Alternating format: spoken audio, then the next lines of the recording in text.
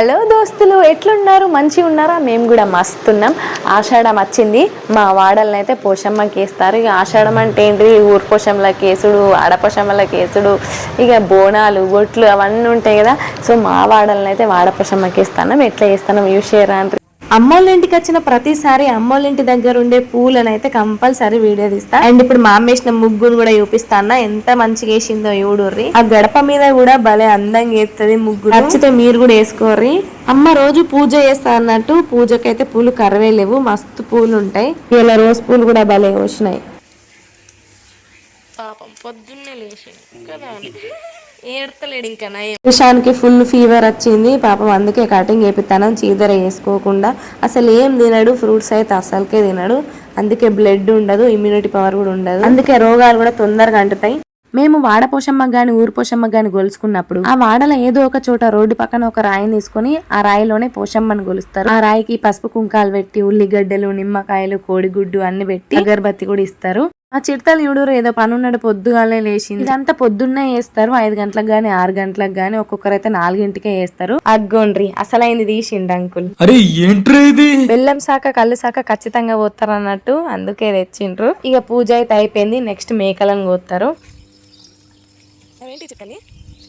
ఈ ఆషాఢంలో నాకు బాగా నచ్చేది ఏంటంటే వాడవాళ్ళందరూ ఒక్క చోట కలిసి మంచి మేకను కోసుకొని సమానంగా పోగులేసి అందరం పంచుకుంటాం. అంతేకాదు ఆ వాడోళ్ళందరూ మంచి కలిసిమెలిసి ఉండాలని, ఆ వాడంతా మంచిగా ఉండాలని చెప్పి కోరుకుంటాం ఆ రోజు. అవునండి, అసలు వాడపోషమ్మకు గాని ఊరు పోషమ్మకు గాని ఎందుకు గొలుస్తారు?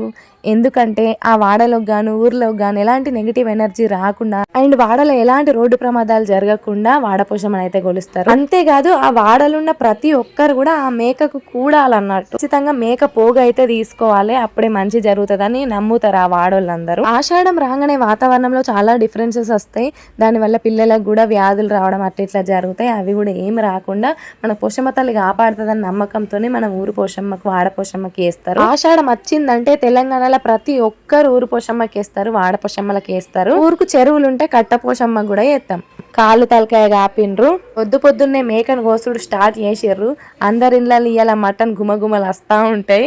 అంతేగా ఇవాళ పూరీలు, గారెలు, కళ్ళు ఒక్కొక్కరి ఇళ్ళలో మస్తు ఉంటది. ఇక ఇంకోసారి అట్లుంటది తెలంగాణలో. మటన్ అయితే మొత్తం గోసుడు అయిపోయింది. పోగులేస్తారు, అందరికి సమానంగా జోకి ఏస్తారు అన్నట్టు.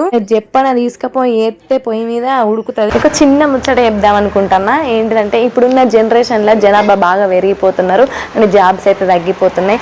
బాగా చదివి గౌట్ జాబ్ కొడతాం, మంచిగా జాబ్ చేస్తాం అనుకునే వాళ్ళు చెయ్యర్రి. లేదు మేము చదివి జాబ్ చెయ్యలేము అనుకునే వాళ్ళు, జాబ్ కొట్టలేము అనుకునే వాళ్ళు ముందుగానే మీకు ఏం టాలెంట్ ఉంది అనేది అనలైజ్ చేసుకొని మంచిగా అందులో ట్రైన్ అప్ అయ్యి ఆ విధంగా మనీ ఎర్న్ చేసుకోండి. మీకేం టాలెంట్ ఉందో దాని మీద సాన పెట్టండి. అండ్ తల్లిదండ్రులు కూడా మీరు మంచిగా పిల్లలకి సపోర్ట్ చేయండి. వాళ్ళకి ఏం టాలెంట్ ఉందో వాళ్ళని ఎంకరేజ్ చేయండి. జాబే చేయాల్సిన అవసరం లేదు. వాళ్ళకి బిజినెస్లో టాలెంట్ ఉంటే బిజినెస్ ఫీల్డ్కి వెళ్ళండి. ఇంకా లేకపోతే యాక్టింగ్ యాక్టివిటీస్ ఏమున్నా సరే మీరు ఎంకరేజ్ చేయండి వాళ్ళను. మా ఇంట్లో ఆల్రెడీ కుక్కర్ విజిల్ వేసింది. అమ్మమ్మ తాత కూడా వచ్చారు. చిట్టి పెసర్ గారెలు, పూరీలు లేకపోతే మాకు మనసున పట్టది. ఏ చిన్న దావత్ అయినా సరే ఇవి రెండైతే కంపల్సరీ ఉంటాయి. థమ్స్అప్ కెగబడ్డారు మా పిల్లగాళ్ళు.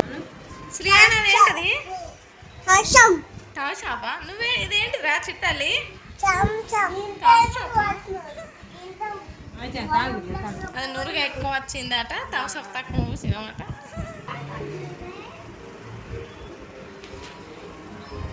నెక్స్ట్ బోటి కర్రీ ప్రిపేర్ చేస్తానమ్మా. దానికోసం బోటిని మంచిగా క్లీన్ చేస్తాంది. ఫస్ట్ పైపుల్ని క్లీన్ చేస్తాను చూడు. ఫస్ట్ లో అయితే నేను అబ్బో బోటి కర్రీనా, బోటి క్లీనింగ్ అనేదాన్ని. ఇప్పుడు అలవాటు అయిపోయింది. ఈ బొంత పేగు ఉంది చూసిర్రా, దీన్ని 5 నిమిషాలు ఉడుకు నీళ్ళల్లో ఉంచుకొని తర్వాత తీసి మెల్లంగా క్లీన్ చేసుకోవాలి. అమ్మ క్లీన్ చేస్తాను చూడు, చాకుతోని తొందరగా పోతుంది ఈజీగా.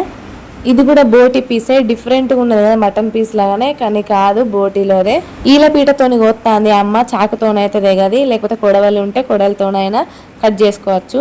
పైపులు చూసిరా ఈజీగా తొందరగా ఎట్లా కట్ చేసుకోను. మంచిగా 2-3 టైమ్స్ వాష్ చేసుకోవాలి. ఉప్పు పసుపు వేసుకొని కాసేపు వేడి నీళ్ళ నానబెట్టి కూడా వాష్ చేసుకోవాలి. బోటి ఎంత క్లీన్ అయితే అంత టేస్టీగా ఉంటదట. మొత్తానికి బోటి కర్రీ అయితే ప్రిపేర్ అయిపోయింది.